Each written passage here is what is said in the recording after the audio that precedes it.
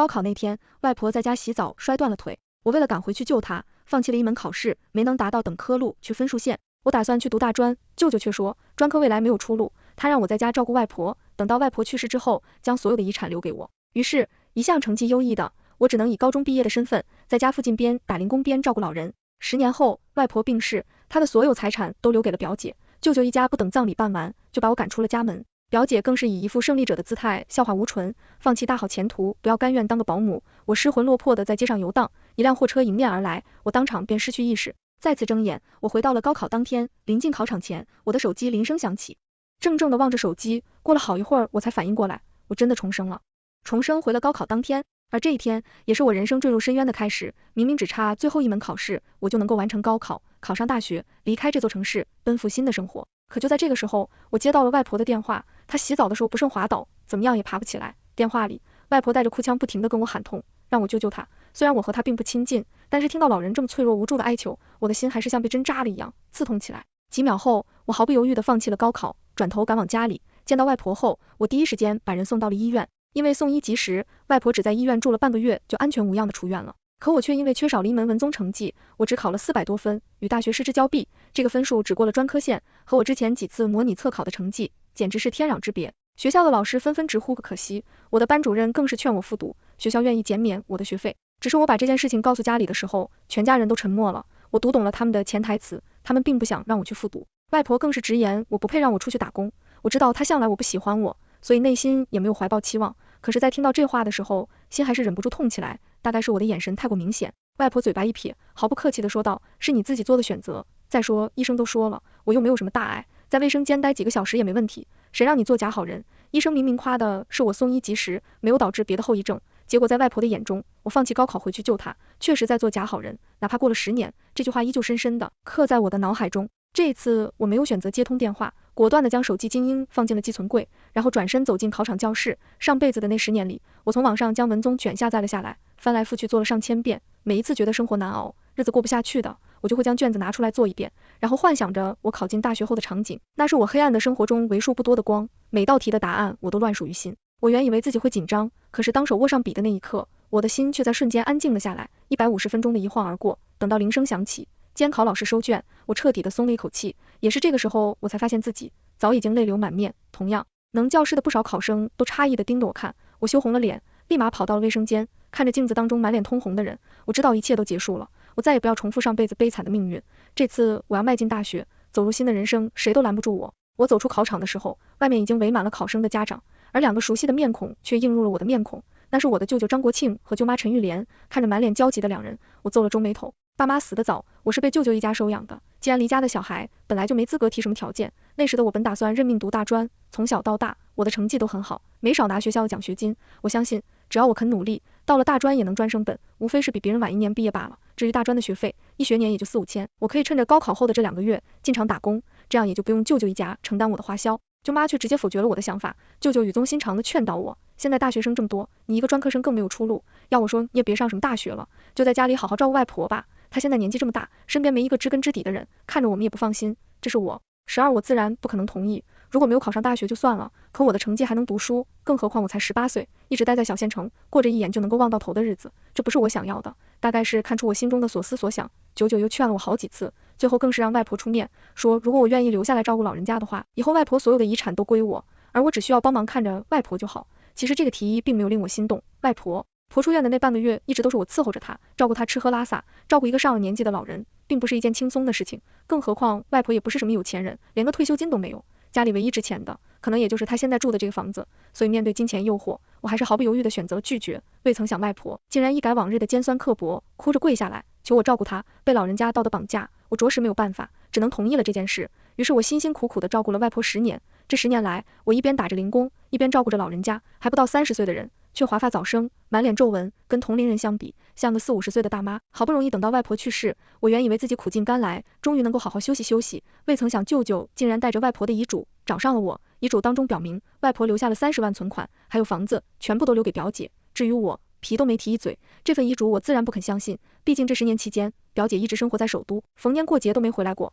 她从来都没有照顾过外婆，凭什么还能得到外婆的遗产？这不公平！怀着满腔怒火，我带着亲戚找上门，想要跟舅舅讨个说法。毕竟这10年来，我对外婆的付出，大家都看在眼里。水料，舅舅不仅给出了遗嘱的原件，还拿出了当时的视频，视频可以证明外婆是在清醒的状况下签订的遗嘱，没有任何人的血泼。这2样证据就像是一巴掌，狠狠地扇在了我的脸上。我这么多年的付出，全都成了笑话，任谁都能够看出来我的委屈。可是法律只讲证据，不讲情义。当初张国庆给的承诺，既没有留下纸条，也没有留下录音。于是陈玉莲幸灾乐祸的将我扫地出门，还把我留在老房子里的所有东西都给扔进了垃圾堆。寒冬落月，这是要往我把死里逼。这辈子再一次看到这2个人，我内心涌起了淡淡的恨意。我是怪他们的，可是我也理解他们。毕竟在面对一笔天降之财的时候，没有几个人能克制住不动心。我只是恶心他们丝毫不顾亲戚之间的情谊。不过我辛苦照料外婆10年的艰辛，为了怕我跟他们争夺遗产，直接将我扫地出门。我一方面感谢他们，一方面又痛恨他们，2种复杂的情绪在我的内心交织。我想这辈子报答完他们收养我的恩情，从此就分道扬镳，再也不复相见。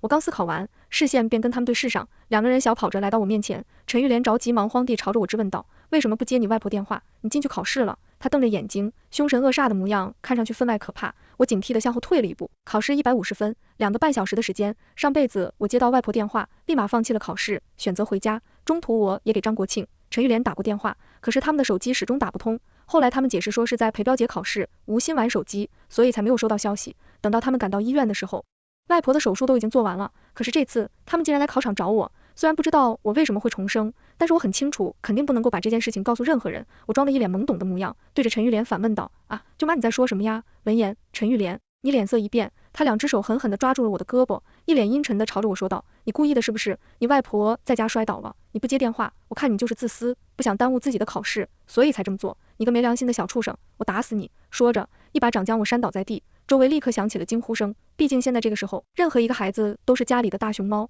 周围人哪见过陈玉莲这么凶神恶煞的家长，一个个退避3尺。我2只手撑在地上，尾巴上的疼痛一阵阵地传来，可我却浑然不知。听着陈玉莲的话，我的心一寸一寸地沉到了谷底。一个可怕的念头在我的脑海当中升起，我不敢相信这是真的。而陈玉莲仍然不解气，抬起脚又朝着我的大腿狠狠地踹了过去，看样子像是要把我踹翻。我已经做好了挨打的准备，没想到身后却出现了一只极为强壮的胳膊。一个上了年纪的大叔抓住了陈玉莲的小腿，凶巴巴地对着陈玉莲说道：大姐，大庭广众之下的欺负女玩，算什么本事？你们的对话我也听到了，人家女娃娃也没接电话，怎么能知道家里面老人给摔倒了，你就怪到人家头上没道理。说着，他将陈玉莲的腿狠狠一摔。陈玉莲今天穿的是平底鞋，向后踉跄了几步，但最终没有摔倒。她听着男人的话，害怕地闪躲着。如果这话是我说的，那陈玉莲肯定会不依不饶地上当上线，但她气软怕硬，听到外人这么讲，连屁都不敢放一个。而有了外人的撑腰，陈玉莲也不敢再朝着我发火。张国庆也在这个时候出声，跟我道了歉。如果我还是一个18岁的小女孩，或许会被他迷惑住，可上辈子的经验告诉我，看似坏人是陈玉莲，实际上幕后黑手是张国庆。如果没有他的默许，陈玉莲又怎么会这么肆无忌惮的欺负我呢？只可惜上辈子我明白这个道理太晚，被扫地出门了，才反应过来。我扯着嘴角笑了笑，爬起来装作不甚在意的模样，摇了摇头。张国庆用怀疑的眼神盯着我，开口：你外婆给你打电话的时候，你们还没有到进场时间，你怎么可能接不到电话？我的手背在身后，指甲深深地陷进了掌心的肉。他的这句话让我确信，外婆住院的事情一定有蹊跷，不然上辈子打不通电话的。他们这辈子怎么会赶到我的考点，还质问我为什么不接电话？要知道这件事情可从头到尾都跟我没有半毛钱关系，他们是故意的，他们是故意的，毁了我的考试。他们不想让我上大学，不想让我脱离这个家，想让我照顾老人，所以就特意给我下了套。人心怎么能如此可怕？我胳膊上的汗毛都不禁竖立了起来。可我知道，现在我一定不能露出破绽，不然绝对会被张国庆发现异常。现在的我还没有能力脱离他们的掌控，我竭尽全力地藏住心中所有的恨意，装作迷惑地看着张国庆。视线从他们的身后飘过，看向了学校门口的那一排寄存柜。吃完饭之后，我就把手机放进了寄存柜，然后在外面复习文综的内容。我听舅妈说外婆摔断了腿，这是怎么回事？我当时给我打电话的时候，我正拿着手机，但却故意没有接。但即便是他有证据，这也证明不了什么。就像是刚刚那个大叔说的一样，我又没有接，怎么会知道外婆在家里发生了什么？难不成我有读心术，能够隔着手机就知道电话那头发生了什么？这样的说辞一出来，绝对会成为笑话。张国庆大概也是想到了这一点，脸上表情稍缓，他扯了扯嘴角，并没有直接回答我的话，话锋一转，问起了我的考试。这一次的文综题目有些难。说完这句话后，我有在偷偷的观察张国庆的表情，然后我就看见他的眉头舒展开，像是吃下了一颗定心丸。我心中冷笑不已，紧接着下一句话就又抛了出来，而且舅舅你知道的，我的英语成绩一向不好，全部都是靠文科拉分，我总感觉这次没太大的把握，要是分数太低的话，我想复读，以前我从来都没有说过这话，而且基本上也没有人会在高考结束之后就说复读的事。张国庆眼睛一亮，不放心的又问了我一句，真的？所以我打算趁这2个月经常打工，到时候再看学校。为了让张国庆放松警惕，我故意把前途说的暗淡无光，大概是从来没听过我撒谎。张国庆信以为真，还偷偷摸摸的给陈玉莲使了个颜色，让他闭嘴，暗地里打量着这一幕。我内心只觉得讽刺，使劲乐吧。毕竟能够开心的日子不多了。我原以为张国庆是将外婆送到了医院，才来找我兴师问罪，没想到他竟然驾车去，先去了表姐的考点，才又开车去往家里。在车上，我又见到了他。上辈子我被陈玉莲扫地出了，在楼下遇见了从豪车上下来的表姐，她和以前一样年轻靓丽，身上穿着一看就价格不菲的风衣，在冷风中身姿依旧挺白，极具气质。和光鲜亮丽的她一比，我就像是一个活在下水沟里见不得人的老鼠，肮脏丑陋，令人恶心。怀着那么一丝丝的希望，我求了过去，希望表姐可以看在曾经的情谊上，将外婆的遗产还给我。可未曾想表姐听到我的话后，比齐扫了我2眼，讥讽道：许文玉，说你蠢，你还真不聪明，就凭你现在这个样子，拿什么跟我争？说着，她径直从我身旁走过，留下一阵幽香，那是我只在商场里才闻过的名牌香水的味道，甜而不腻，余韵悠长。可我的胃却翻滚起来，觉得甚是恶心。这一连串的打击让我彻底失去了理智，失魂落魄的在街上游荡。而我最后的记忆就是那辆迎面撞过来的大货车。我原以为自己这辈子也就这样，没想到老天爷竟然给了我重生的机会。回想起上辈子的点点滴滴，我的脑海当中突然冒出了一股声音，那一股声音不断的在我的耳边响起，但从始至终只有一个字：逃。逃离张国庆家，逃开这个城市。没错，我要逃，从这个破地方逃走，远离这群脏心乱肺的亲戚。上了车，我和表姐坐在后排，没过一会儿，她就不耐烦的逗闹道：咱们就不能吃完饭之后再去吗？为了考试，我中午可是连饭都没吃，现在肚子饿死了。他就是摔断了一条腿，又不是没了命，干嘛那么着急忙慌的？他低头玩着手机，也不管我在不在场。听到表姐的这些话，我只觉得分外可笑。上辈子我辛辛苦苦的照顾外婆，换来的却是她的被子。她宁愿把所有的财产留给没有照顾过她一天的表姐，也不愿意分给我。也不知道，如果她听到表姐现在说的话，看能不能够做出上辈子一样的行径。不过无所谓了，上辈子默默奉献的徐文玉已经死了，这辈子的徐文玉只会为自己而活。下车的时候，我因为着急而崴到了脚，看着我成事不足败事有余的模样，陈玉连连翻了好几个白眼。不过他们也是怕我越帮越忙，没有强制要求我跟他们一起回去。表姐有了借口，说是怕我一个人不安全，非要在楼下陪着我。等到张国庆、陈玉连一走，他立刻拿出了手机，开心的不知道跟谁聊了起来。我余光扫了一眼，那界面好像是个交友软件。表姐觉得我是这个家的寄生虫，没给过我好脸色，以后玩不到一块。我乐得清闲，更是从来都不参与他那些私事。不过看他现在这副沉于情爱之中的小女儿姿态，我倒是有了新的想法。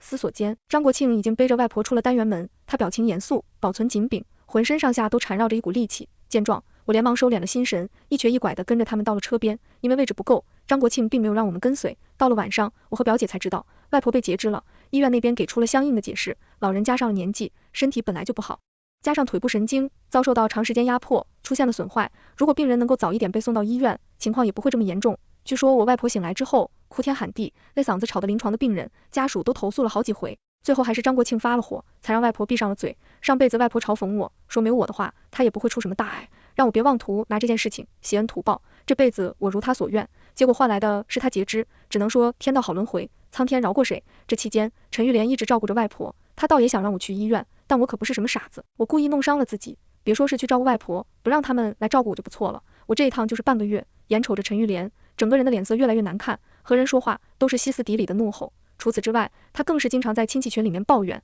说我伤良心，明明伤已经好了，可就是不去医院照顾老人，把家里的重担全部都压在他一个人的身上。我也没忍，直接把肿成馒头的脚踝发到了群里，原本声讨我的言论的群聊立刻变得鸦雀无声。因为外婆截肢的这个意外，张国庆、陈玉莲也顾不上算计我，一直到考试成绩出来的那天，他们两个带着外婆回家了。外婆原本就是一个干瘦的老太太，经过这次的手术后，瘦的只有一层皮裹着，活脱脱的像是一具干尸。她一进家门就对着我横眉冷眼，不知道的还以为是我害得她摔断了腿，被迫截肢。我没有理会，毕竟上辈子被她折磨的已经够够的了，前世照顾她的那10年，她越老性情就越发的刁钻，看我是哪不顺眼，对我动辄打骂羞辱。但那个时候我想着她是个老人家，并没有和她多计较，反而处处宽容谅解。现在看来，这哪是什么老人家，就是一个包藏祸心的老畜生。估计他在浴室里摔倒也是一场戏，否则上辈子他为什么不先给张国庆、陈玉莲表姐打电话，而是联系我这个向来不得他宠爱的外孙女？这辈子他所遭遇的痛苦全部都是报应罢了。我没有理会外婆阴毒怨恨的眼神，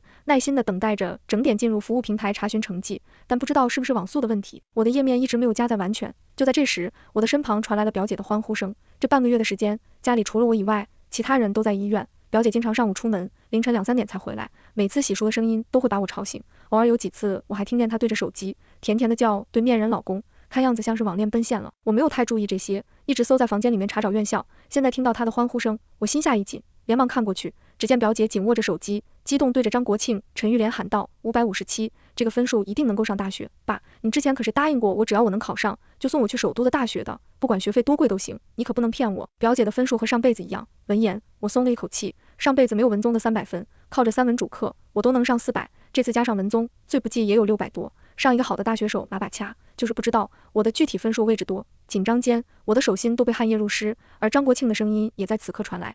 小玉，你这考得怎么样啊？我的成绩还没有出来呢。看着始终无法加载出来的页面，我扯着嘴角回应了张国庆的话，他露出了然的表情，大概是以为我的成绩太差，不敢拿出来给大家看，所以才会这么说。既然这样，舅舅也有一件事情要和你说一下，你外婆现在这个情况你也看到了，她年纪这么大，还落下了残疾，一个人肯定照顾不好自己。外婆冷哼了一声，又恶狠狠地瞪了我一眼，我的注意力从手机上转移，看向笑得不怀好意的张国庆，我和你舅妈都要工作，然后你表姐又要去上大学。请保姆的话，现在虐待老人的保姆那么多，我们也不放心，所以不等张国庆的话说完，我就打断了他，明知故问，所以你和舅妈是打算有人辞职回来招外婆吗？舅舅，你可真孝顺，放心吧，既然家里这么困难，我不会问你们要学费和生活费的，我自己打工去挣，也算是为家里出一分力。我扬起笑脸，故意恶心着张国庆开口，下一秒我就看到他嘴角抽搐起来，陈玉莲的怒吼声也随之响起。丧门星，谁准你去读大学的？舅妈，你这话我就听不懂了，什么叫做谁允许的？我既然考得上大学，自然要去上啊，而且我也说了，不用你们掏钱，你这么生气做什么？你去读大学里，谁来照顾这个老不死的？我告诉你，只要我不同意，你就别想开溜。陈玉莲叉着腰，气势汹汹的开口，丝毫没有注意到自己把心里话骂了出来，外婆的脸都被气红了，可不知道是不是有所顾忌，她还是忍得下来，你去抱怨都没有说。陈玉莲的这番话相当于是撕破了脸，彻底的宣战。我没有理会他，扭头看向张国庆，问道：舅舅，你也是这个想法吗？哎，张国庆重重地叹了一口气，做出一副不忍的样子。小玉，舅舅这也是没有办法，再说了，这也是你亲外婆，你好歹出一份力呀，你要是不满意，咱们还可以再商量，实在不行，你给外婆养老，以后外婆的存款还有房子全部都归你。他抬起头来，看了一眼充满过生活痕迹的老房子，做出眼中满是不舍的模样。我听到，只觉得好笑不已。既然真的像舅舅你说的那么好，要不让表姐来伺候外婆吧？我话音刚落，陈玉莲就叫嚷了起来：小贱皮子，说什么呢？敢拉我女儿下水，老娘撕烂你的嘴！小时候来到这个家，我就经常被陈玉莲打骂，即便我什么都没有做错，以后被她拿来撒气。也就是我这几年长大了，这样的情况才逐渐消失。听着她慢慢咧咧的话语，我面露讥讽的看着张国庆，舅舅，看来舅妈病了，我现在就不想再说了。听着她慢慢咧咧的话语，